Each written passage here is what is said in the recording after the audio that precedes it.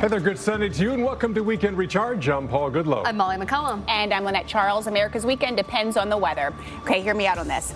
So I feel I have to do this because they gang up on me, so I have to set the stage. Okay. Okay. So I'm playing the world's smallest fiddle.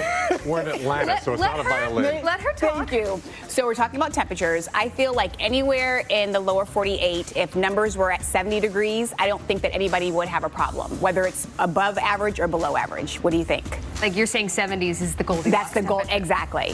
What do you think? Do you think people would have a problem with that? No times. And we're in April, and April is, you know what I'm saying? We're 70s everywhere. Go. People always complain. I'm going to say yes. Is it a yes or no? Molly agrees with me, but Yes. I don't think. Do you really agree with me, Molly? You're just saying that. I just want to be opposite. I knew it. We're going to move on No. because it's not just 70. We have storms. That's the big thing now. And that's really going to pay off because the dry season is not too far off, and we rely on those water resources, the snow melt, some of the reservoirs that have really had a chance to fill up really nicely these past couple of months. We started off pretty slow with the wet season on the West Coast, but things picked up very quickly at the beginning of the year, and we made up for lost time. Now we're still seeing some rain circle its way into California, all thanks to this low pressure system drawing in the moisture. Northern California, as well as areas like San Luis Obispo, even LA has reported some on and off rain already today, this morning. That will continue for the better part of today as we slowly bring this low pressure system inland. It's going to take pretty much the better part of today to get the rain to shut off in areas like the Bay Area or down towards Southern California and Los Angeles. Meanwhile, the higher elevations, the snow is still falling. It's not a lot of snow. It could impact some of your travel over some of the higher mountain passes. But by Sunday evening, we're pretty much done, and we're setting up for a really nice week in California after what has been a pretty soggy weekend. Up to about an inch of rain left for many areas, but not everybody is seeing rain. So perhaps you're going to Coachella. It's perfect. It's a perfect forecast.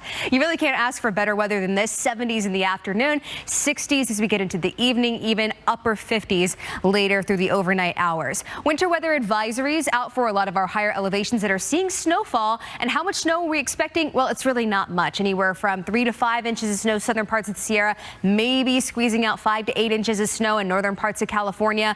Then we're pretty dry. I mean, we're falling into a drier pattern the later part of April. This is the 19th through the 23rd from the Climate Prediction Center, showing that likely below average precipitation.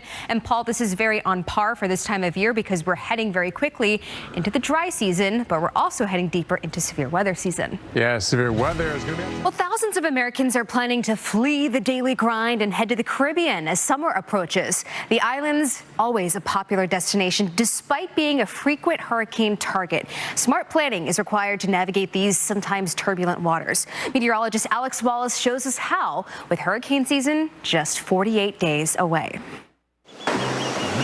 Yes, summer is usually low season in the Caribbean, but the earlier the better. Oh, it's such a great deal in September. There's a reason for that. Exactly. Yeah, I was just telling these guys that my cousin's actually getting married in the Dominican Republic, which is not good. I'm like, don't you know you have a cousin that is a meteorologist? Don't do it. I told him, he didn't listen. So we'll see how that goes. Paul mentioned usually you can get a pretty good deal. So if the forecast pans out. He has insurance, so I told him to do that. Okay. So, yeah. At least he's got that. Yeah. That's key when you're traveling or any plans you make in the Caribbean in the summertime. Okay, let's show you the forecast that just came out from Colorado State. Winks that are sharp and they're being launched at you by a dust devil.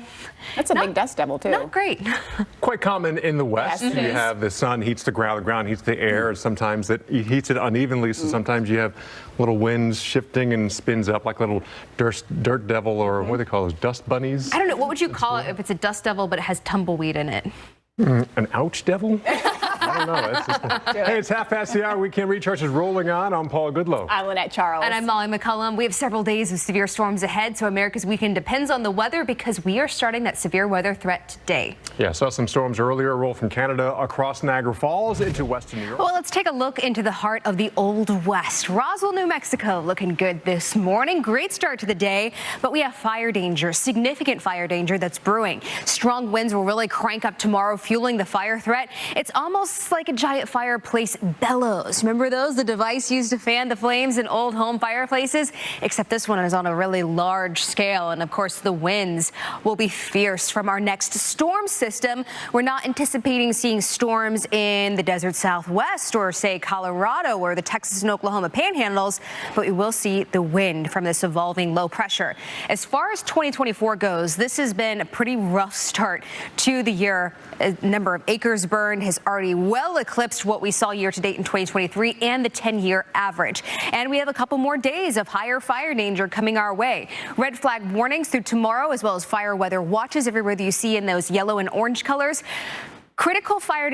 Elevated fire danger today. Critical fire danger really expands for us tomorrow as the winds expand over a really large area. So when I say critical fire danger, what do I mean? It means the fires can start and spread very easily, but not just that, they can be very difficult to contain or even control. Basically, they can burn a lot of acreage in a short amount of time and put a lot of lives and property in danger. Here's a look at the wind speeds this afternoon, picking up this afternoon and evening. But tomorrow, look at some of these stronger wind speeds. El Paso, Roswell, New Mexico, up through areas like Colby, Kansas, Dodge City, where we could see wind gusts upwards of 40 to even 50 miles per hour, fueling our high fire danger and really low relative humidities, too. And that's all going to add in to the fact that this is going to be a multi-day threat coming our way. Paul? All right, thanks, Molly. We'll still have